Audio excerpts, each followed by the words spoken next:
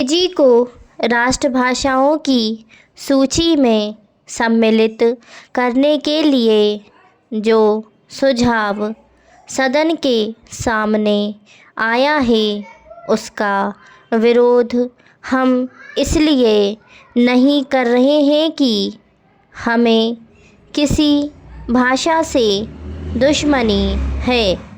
हम यदि अंग्रेजी भाषा के आधार पर विद्वान बने हैं तो यही कहकर कि हम उसी के द्वारा बने रह सकते हैं। हिंदी को पीछे रखना उचित नहीं है। यह भ्रम सारे देश में फैलाया जा रहा है कि हिंदी से हमारी प्रगति नहीं हो सकती है। इसके विपरीत मैं देखता हूँ कि देश को यदि कोई भाषा दो भागों में बांट रही है तो वह अंग्रेजी भाषा ही है। जिनको हिंदी नहीं आती वे समझते हैं कि हिंदी पढ़े लिखे लोग उन पर हावी हो जाएंगे। मेरी समझ में तो यह बात नहीं आती जो आदमी विदेशी भाषा का पंडित बन सकता है उसे हिंदी का साधारण ज्ञान प्राप्त करने में कौन सी कठिनाई आ सकती है।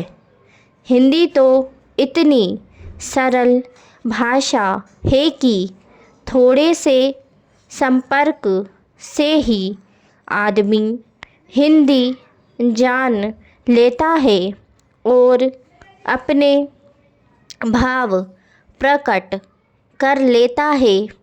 ऐसी अवस्था में यदि हिंदी राष्ट्रभाषा का स्थान ग्रहण करती है तो हमारा अंग्रेजी से संबंध टूटने वाला नहीं है।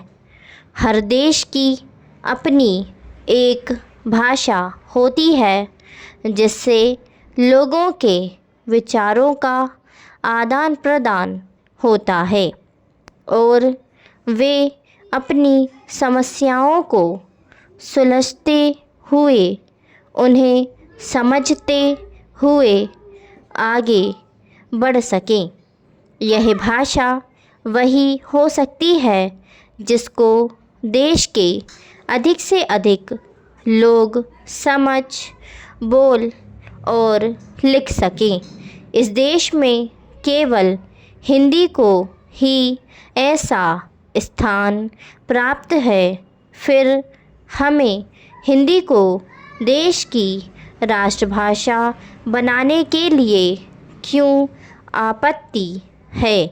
यदि हम इस प्रस्ताव को जो कि हमारे सामने पेश है स्वीकार करते हैं तो मेरा यह निश्चित मत है कि जिस दास्तां के बंधन से हम निकलने की कोशिश कर रहे हैं उससे हम नहीं निकल पाएंगे।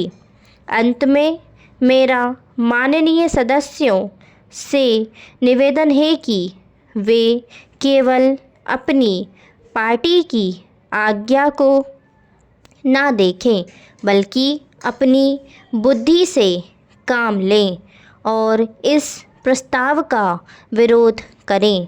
यदि यह प्रस्ताव पास हो जाता है जो कि बाद में कानून बनने वाला है तो वह आज़ादी जो हमने 200 सालों के बाद प्राप्त की है उसके फलने फूलने में बाधा आ सकती है। मैं सदस्य महोदय से भी प्रार्थना करूँगा कि वह अपना प्रस्ताव वापस ले लें।